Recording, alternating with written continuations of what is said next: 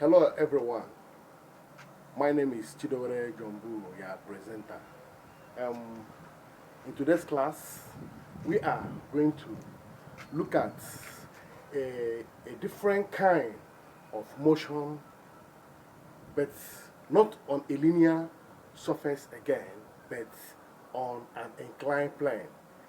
That will now make us to put it this way that we are going to treat motion along an inclined plane.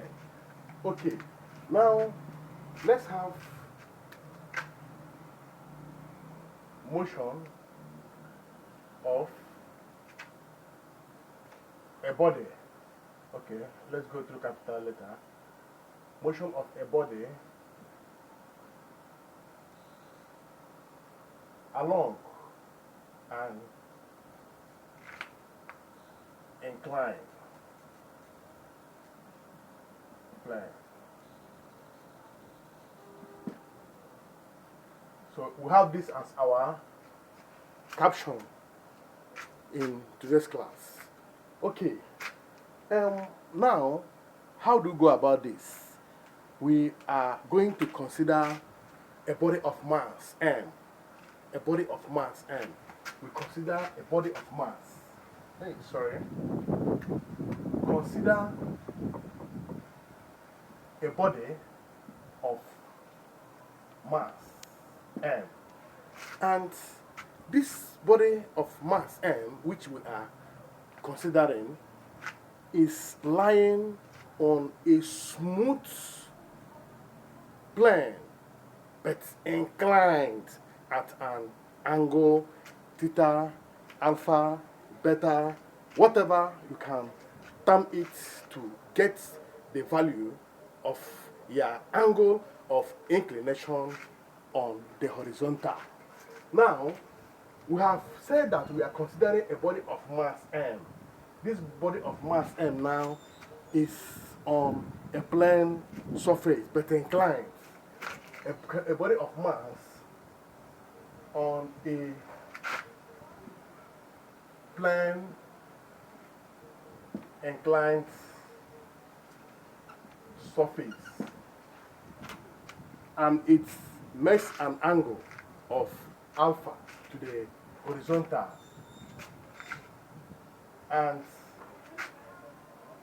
makes an angle of alpha to the horizontal.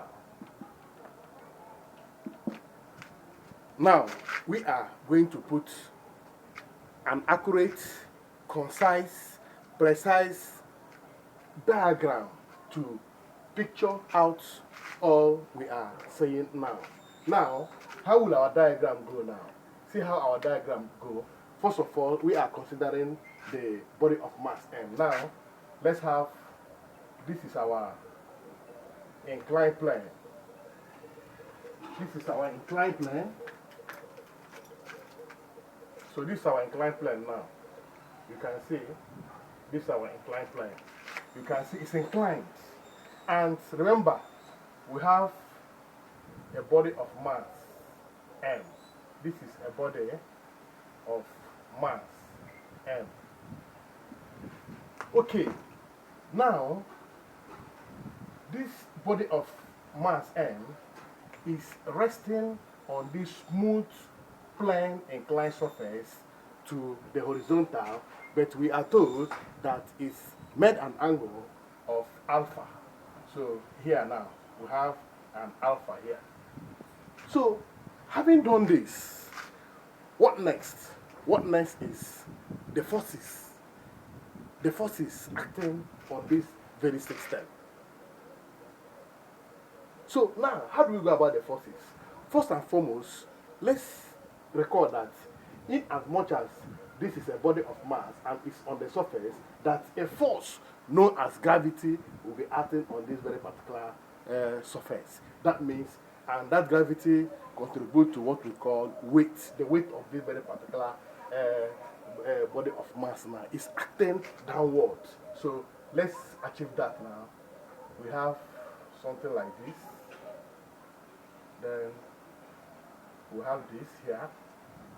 So the weight now, we give you something like this now. Let's call it MG.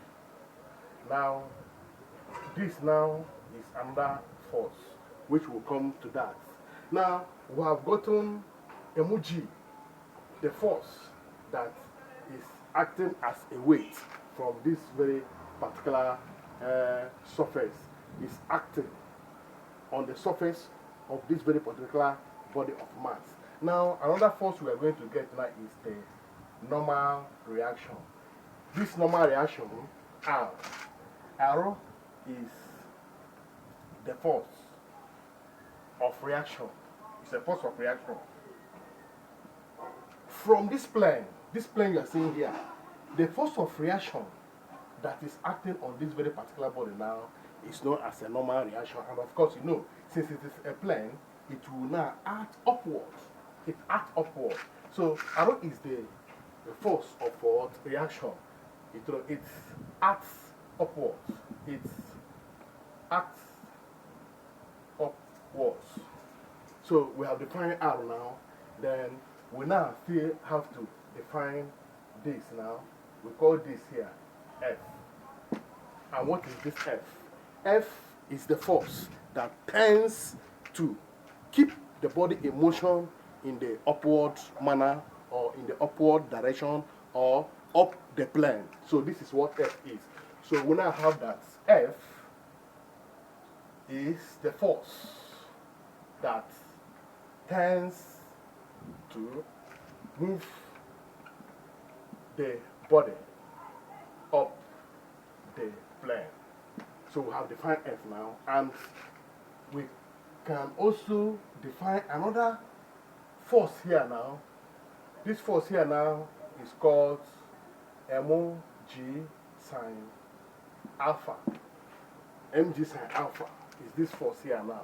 We'll say mg sine alpha is the force now acting here. And what is mg sine alpha? Mg sine alpha is the force that tends to bring down the motion of this very particular body of mass here on this inclined plane. So this force here, mg sine alpha, it tends, that is its own duty, its own work. It's responsible for trying to draw this down. But something happened. Something happened. So there is condition and limit to that. And what are those conditions? One, if this F here now is greater than this mg sine alpha, what will happen? What will happen? What will happen is that this body now will continue to go up, it will not come down, because this F here now is greater than mg sine theta sine alpha. I mean, that is the force that is trying to bring it back. So you can see that F is greater than mg sine alpha. So this is the only condition which this body will remain going up if F is greater than mg sine alpha. Therefore, what is the net force now acting here? The net force now acting here now will be F minus this mg sine alpha. This is the net force acting on this very system now. Then why the equation of motion now will be F minus mg sine alpha is equal to MA. So this is the equation of motion there. Then vice versa, if mg sine alpha is greater than F, that means the net force acting now will be mg sine alpha minus F. Why the equation of motion now will turn to be mg sine alpha minus F is equal to MA. So we have defined that. Then the next thing which we are going to consider and talk about now is this now. Here now. Okay, we have already done that. So this force here now, this man here now, this force man we are seeing here now is mg cos alpha. And what is it? Mg cos alpha is the force acting perpendicularly to the inclined plane. The force that is acting perpendicularly to the inclined plane is known as mg sine mg cos alpha, which is here. It's acting this way. So it's mg cos alpha. So have it mg cos alpha. So, and that is on motion of a body along an inclined plane. So this is where we draw the curtain close, and we meet again in this very particular class for a very nice and wonderful series like this.